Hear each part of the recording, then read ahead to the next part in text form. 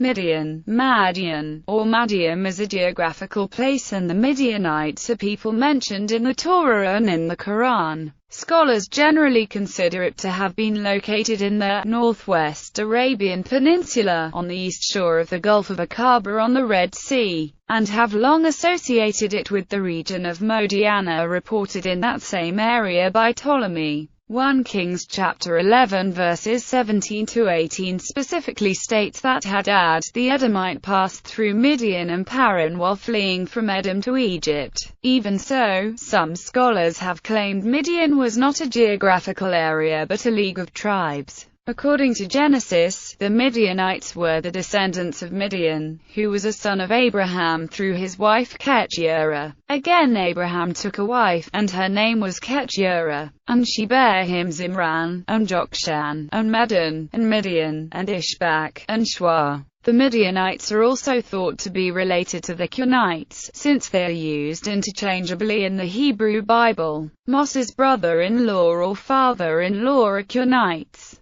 Midianite religion. The Midianites, through their apparent religious-political connection with the Moabites, are thought to have worshipped a multitude of gods, including Baal Peor and the Queen of Heaven, Ashtaroth. The Midianites may have worshipped Yahweh, the God whom, according to the Bible, Moses encountered at the burning bush at the far end of Midian's wilderness. It is uncertain, however, which deities the Midianites worshipped. An Egyptian temple of Hathor at Timnah continued to be used during the Midianite occupation of the site. The Midianites transformed the Hathor mining temple into a desert tent shrine. In addition to the discovery of post holes, large quantities of red and yellow decayed cloth with beads woven into it, along with numerous copper rings, wire used to suspend the curtains, were found all along walls 1 and 3 of the shrine. Benno Rothenberg, the excavator of the site, suggested that the Midianites were making offerings to Hathor, especially since a large amount of Midianite votive vessels were discovered in the shrine. However, whether Hathor or some other deity was the object of devotion during this period is difficult to ascertain. A small bronze snake with gilded head was also discovered in the narrows of the Timnah mining shrine, along with a hoard of metal objects that included a small bronze figurine of a bearded male god, which according to Rothenberg was Midianite in origin.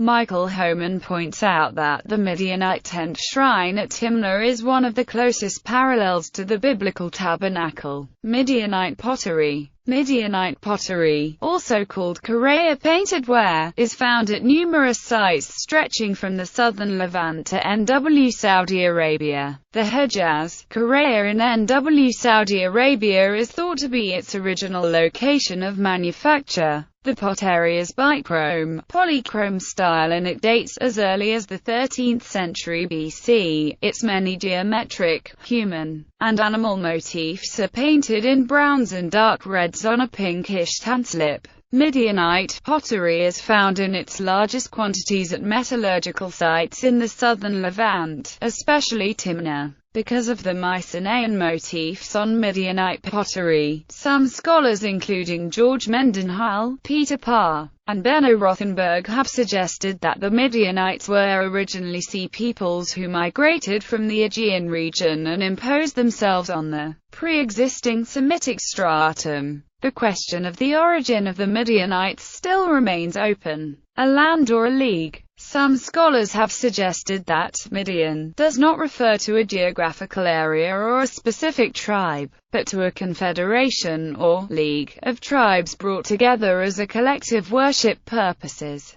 Paul Hout first made this suggestion in 1909, describing Midian as a cultic collective or an amphictyony, meaning an association of different tribes in the vicinity of a sanctuary. Elath, on the northern tip of the Gulf of Aqaba, was suggested as the location of the first shrine, with a second sanctuary located at Kadesh. Later writers have questioned the identified sanctuary locations but supported the thesis of a Midianite league. George Mendenhall suggested that the Midianites were a non-Semitic confederate group, and William Dumbrell maintained the same case. We believe that Alp's proposal is to be adopted, and that Midian, rather than depicting a land, is a general term for an amorphous league of the Late Bronze Age, of wide geographical range, who, after a series of reverses, the most prominent of which are recorded in Judges chapters 6 to 7, largely disappeared from the historical scene in the Quran. The people of Midian are also mentioned extensively in the Quran, where the name appears in Arabic as Madian. Surah 9, verse 70 says, "Has not the story reached some of those before them, the people of Ad and Thamud, the people of Ibrahim, the dwellers, literally, comrades, of Madian, and the cities overthrown, i.e., the people to whom Lut preached, to them came their messengers with clear proofs. So it was not Allah who wronged them, but they used to wrong themselves." In Surah 7, Madian is mentioned as one of several peoples who were warned by prophets to repent lest judgment fall on them. The story of Madian is the last, coming after that of Lot preaching to his people. Madian was warned by Shuaib to repent of using false weights and measures and lying in wait along the road. But they rejected Shuaib, and consequently were destroyed by a tremor. Abdullah Yusuf Ali in his commentary writes, "The fate of the Madian people is described in the same terms as that of the Thamud in verse 78 above. An earthquake seized them by night, and they were buried in their own homes, no longer to vex Allah's earth." But a supplementary detail is mentioned in Quran 26 to 189, the punishment of a day of overshadowing gloom, which may be understood to mean a shower of ashes and cinders accompanying a volcanic eruption.